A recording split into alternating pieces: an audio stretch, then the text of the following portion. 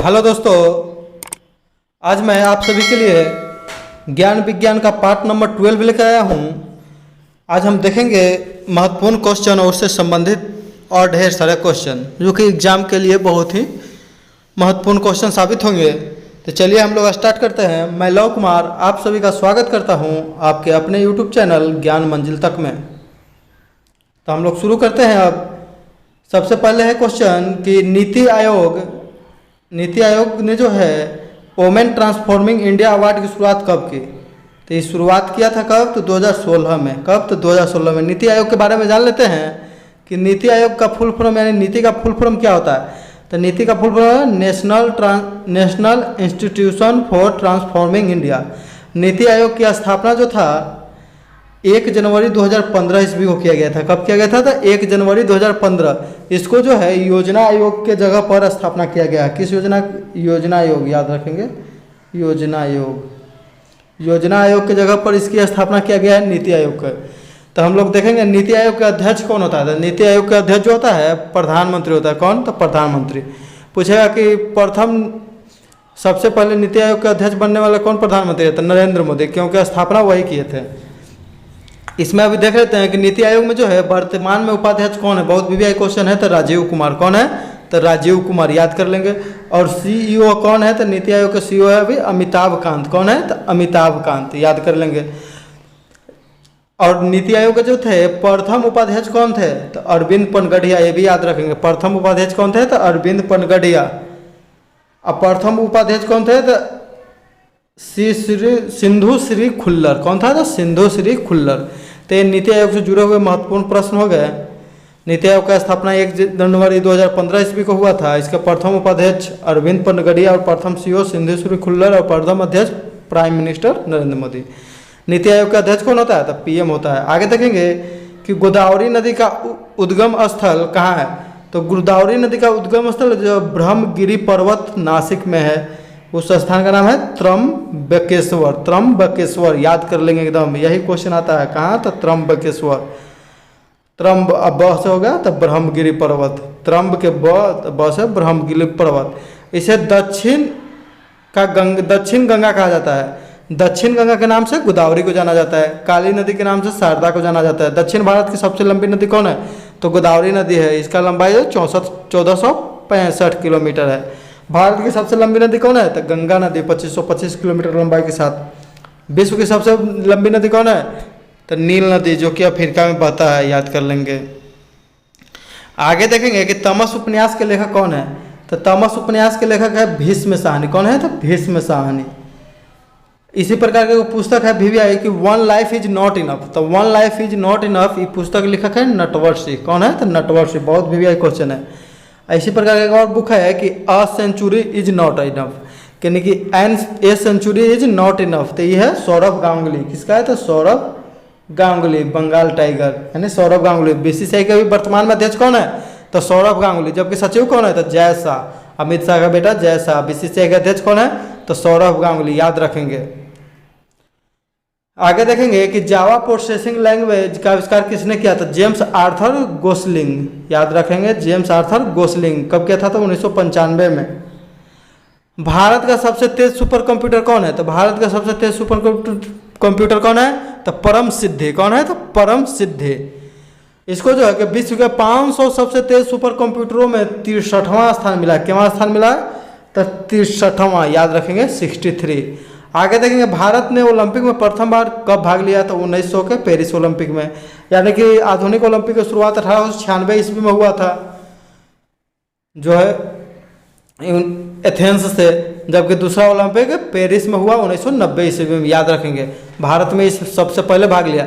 भारत ने प्रथम बार जो है हॉकी में गोल्ड मेडल कब जीता था? 1928 में एम्स्टर्डम, नीदरलैंड की राजधानी एम्स्टर्डम में हुआ था। तो उसमें गोल्ड मेडल जीता था। और तब से भारत ने अभी तो कुल 8 गोल्ड मेडल जीता है। कितना? तो 8 गोल्ड मेडल जीता है। और 1 ठो सिल्वर जीता है। 1 ठो सिल्वर जीता है। याद रखेंगे 8 गोल्ड मेडल, 1 ठो सिल्वर और 3 ठो ब्रॉन्ज। तो पूछ देगा कि एकमात्र सिल्वर मेडल कब जीता था? तो 1960 इटली में रजत पदक जीता था। याद रखेंगे इटली में। 2020 में कौन सा मेडल जीता है? 2020 में जीता है कौन सा मेडल, तो याद कर लेंगे हम लोग 2020 में जो है जर्मनी को हराकर 5-4 से जीता है ब्रॉन्ज मेडल, याद रखेंगे। 41 साल बाद कोई भी मेडल जीता है हॉकी में भारत ओलंपिक में, याद रखेंगे। ये बहुत वीवीआई क्वेश्चन है, जिसका कैप्टन था मनप्रीत सिंह, जो कि भारतीय उद्घाटन समारोह में दल के ध्वजवाहक भी थे, मैरी कॉम और मनप्रीत सिंह, याद रखेंगे। आगे देखें, नलकेश्वर उत्सव किस राज्य में मनाया जाता है, तो ओडिशा। कहाँ ओडिशा?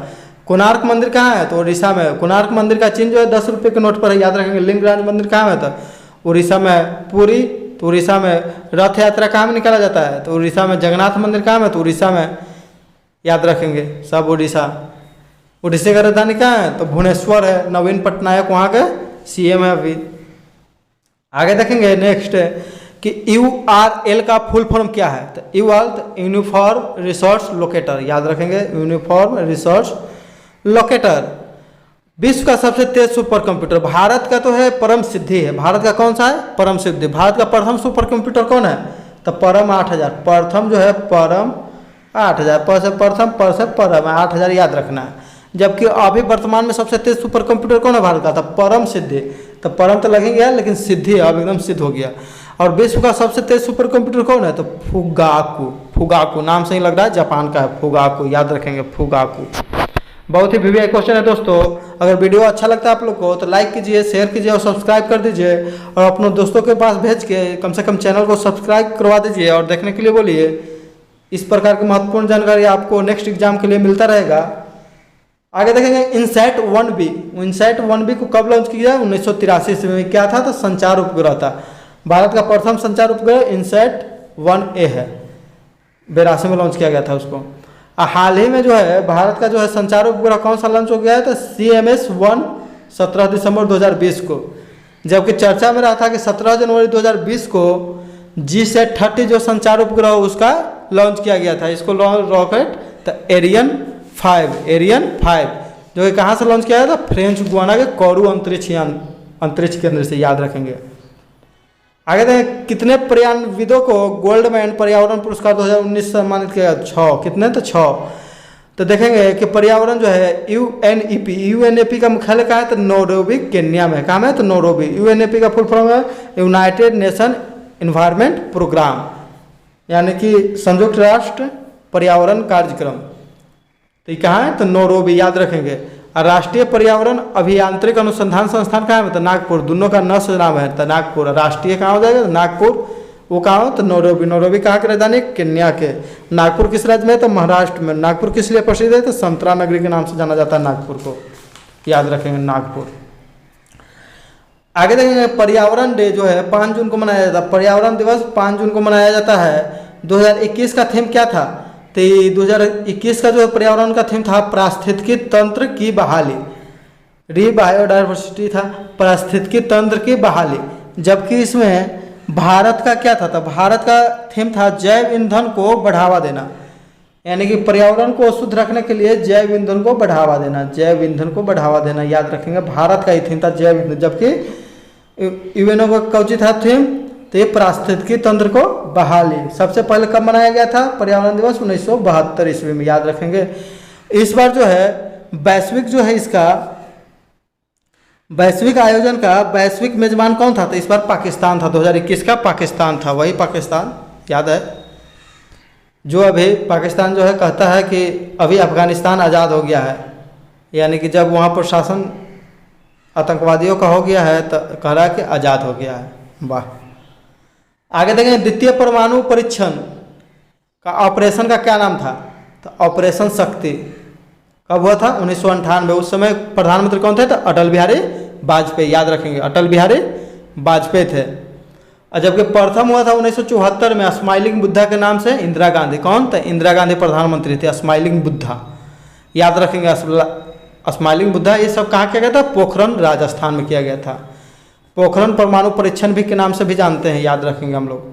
नोबेल प्राइज विजेता सबसे युवा कौन है, तो मलाला यूसुफजई 2014 में मिला था शांति के क्षेत्र में। इनके साथ साथ कैलाश सत्यार्थी भारत को भी मिला था, जो कि बचपन बचाओ आंदोलन से जुड़े हुए हैं। बचपन बचाओ आंदोलन से जुड़े हुए कौन है, तो कैलाश सत्यार्थी, याद रखेंगे।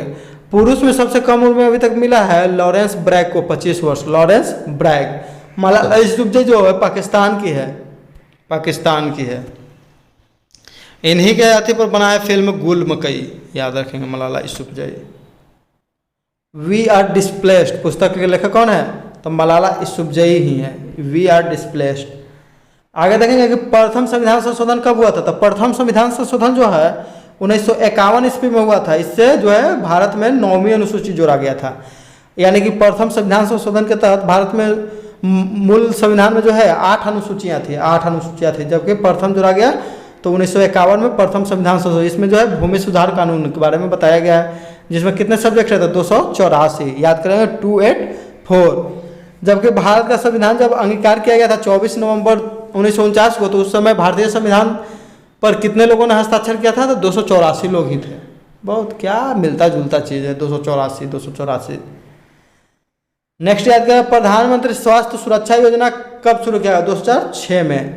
जबकि मिशन इंद्रधनुष जो है टीकाकरण से संबंधित है, तो 25 दिसंबर 2014 को शुरू किया गया। जबकि कोविड-19 का टीकाकरण प्रथम सबसे पहले मनीष कुमार को लगाया गया 16 जनवरी 2021 को। मनीष कुमार को लगाया गया दिल्ली एम्स में, जो कि वो सफाई कर्मी थे। आगे देखें, कंप्यूटर में डाटा ग्रहण किस रूप में किया जाता है? तो बाइनरी। कंप्यूटर का दिमाग को किसे कहते हैं? तो सीपीयू को कहते हैं। यहाँ पर एक बहुत वीवीआई क्वेश्चन हम लिख दिए हैं कि कंप्यूटर के पिता किसे कहते थे? Charles Babbage. माता किसे कहते थे? लेडी अगस्ता, याद रखेंगे।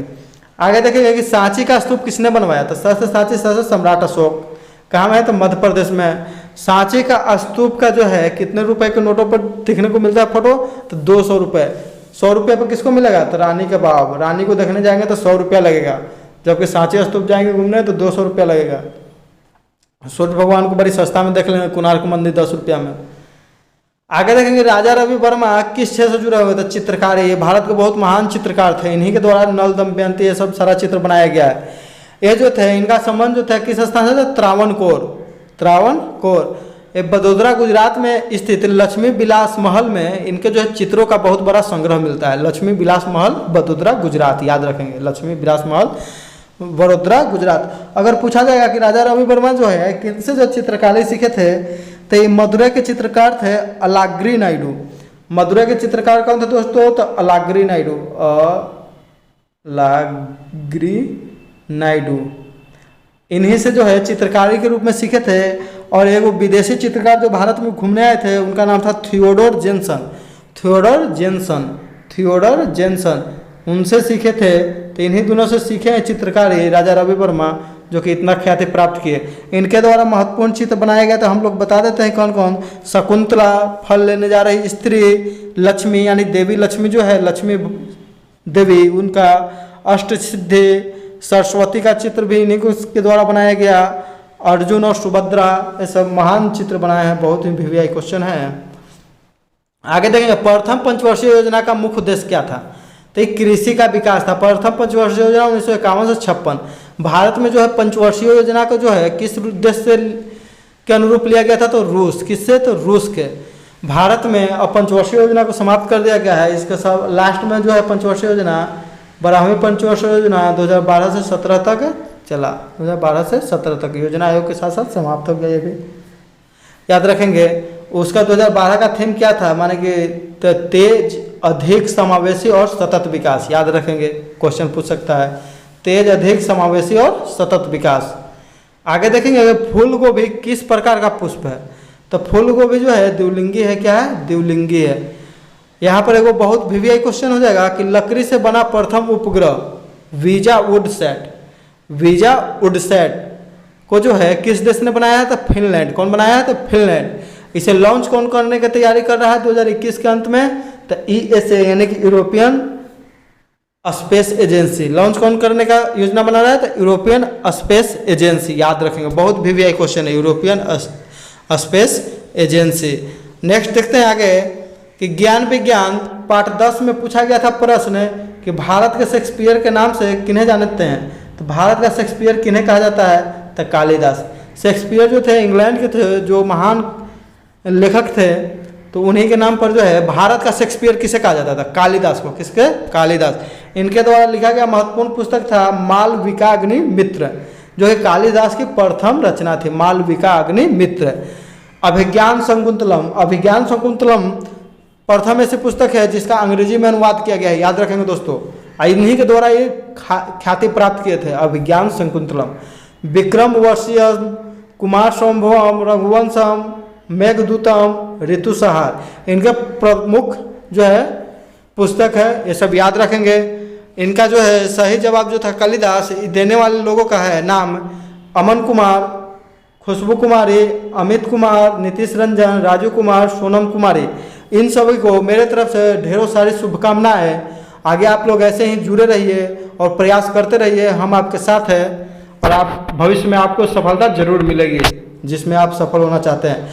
आज का प्रश्न है दोस्तों, जिसका आप लोग उत्तर कमेंट करके दीजिएगा कि भारत का आइंस्टीन किसे कहा जाता है। भारत का आइंस्टीन किसे कहा जाता है, उसमें पूछा गया था कि भारत का शेक्सपियर किसे कहते हैं, जबकि यहाँ पूछा जा रहा है भारत का आइंस्टीन किसे कहा जाता है। जितना ज़्यादा से ज़्यादा हो सके इसका उत्तर कमेंट करके दीजिए। वीडियो को पूरा देखने के लिए धन्यवाद। वीडियो यदि अच्छा लगता है तो लाइक कीजिए, शेयर कीजिए और सब्सक्राइब कीजिए। धन्यवाद। इसी के साथ हम अपना वीडियो समाप्त करते हैं। जय हिंद, जय भारत दोस्तों।